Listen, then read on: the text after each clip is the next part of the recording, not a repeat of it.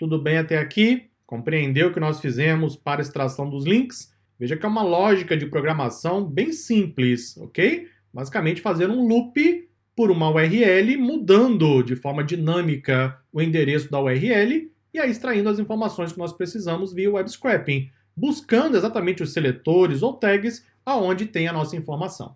E aí, por último, salvamos em disco. Pois bem, uma vez que os dados tenham sido extraídos com as URLs, não é? Agora nós fazemos um loop para ler os arquivos TXT extraídos no loop anterior e aplicar as funções de web scraping, para então extrair os dados de cada link. Os resultados de cada página são salvos em arquivo TXT.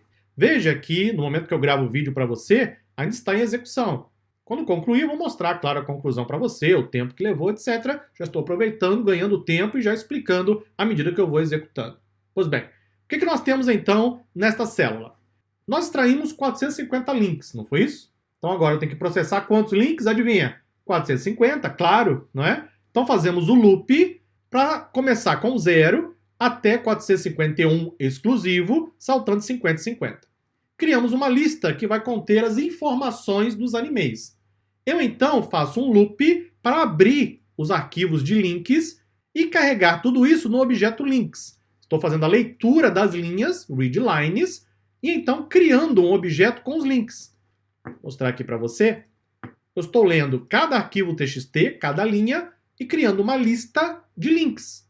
Simples, não? Programação Python, claro, na sua essência. Eu então faço um loop. Para cada link na lista de links, vamos fazer alguma coisa. Veja que eu tenho dois loops, o loop externo e o loop interno.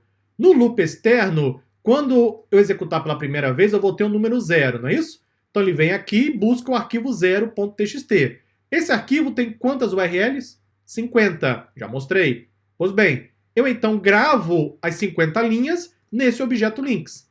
Agora um loop para percorrer as 50 linhas. Sendo que para cada linha eu vou fazer o seguinte. Primeiro um request na URL principal, que é essa aqui. Eu vou obter a partir dessa URL as informações que eu preciso.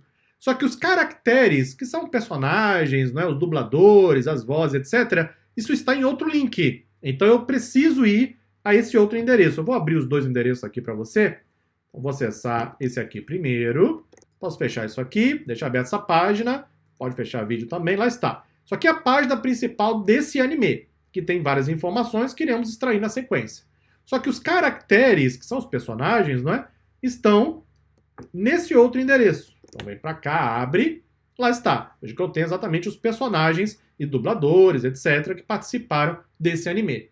Então, por isso que eu estou fazendo um primeiro request para a URL principal, salvando em RQ. E um segundo request, apenas acrescentando o finalzinho, que é o /caracteres, e chamando de RQ2. Eu então preciso fazer o quê? O passe do HTML, como sempre. Chamo o BS, o Beautiful Sup, faço o parse das duas requisições, chamo de sup e sup2. Depois disso, eu obtenho informação geral do sup.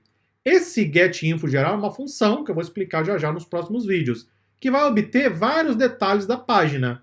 Eu também vou fazer o seguinte, olha, vou aplicar as funções ao objeto sup, ao objeto information, que eu gerei aqui em cima, e ao objeto sup2. Eu vou explicar as funções daqui a pouco, estou apenas explicando toda a execução do web scraping para você, ok? Veja que nós estamos extraindo basicamente o nome do anime, os produtores, o ranking, os votos, a contagem de votos daquele anime, o score, popularidade, membros, favorito e assim por diante.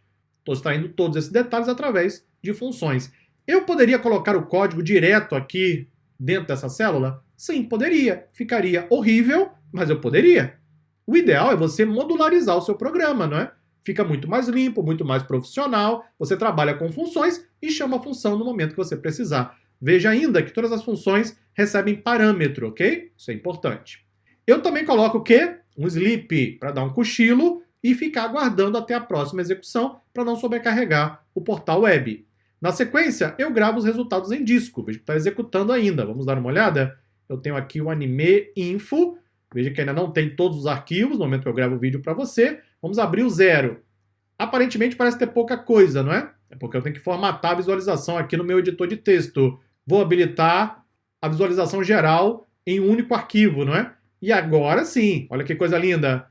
Tudo isso aqui é o conteúdo de 50 links, ok? Então eu tenho a informação de 50 links. Veja que eu tenho aqui pares de chave-valor via dicionário Python. Então eu tenho o nome, o name, na verdade, né, que é a chave, e o nome daquele anime. E aí eu tenho as informações completas de cada anime.